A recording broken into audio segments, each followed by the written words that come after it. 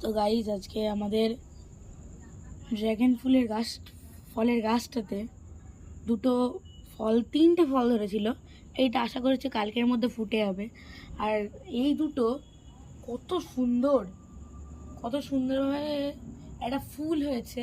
এগুলো রাত্রিবেলায় শুধু ফোটে, আবার একটু ভোরের দিকে থাকে, দিয়ে আবার দিনের বেলা সূর্য আলো পেয়ে আবার বন্ধ হয়ে যায়। এক রাতেরই ফুল এটা। কি সুন্দর ফুলটা। তারপরে এখানে এই আরেকটা গাছ, এইটার এই ডাল কেটে আমরা লাগিয়েছিলাম গাছটা, ওইটার মধ্যেও দেখছি ফুলের ইয়ে চলে এসছে। এই একটা এসছে, ওই একটা এসছে, এই একটা আসছে, এটা কোনো ছোট। এখান থেকে কদিন আগে একটা ফুল তুললাম আমরা, আর দাঁড়াও গাইস দেখাচ্ছি।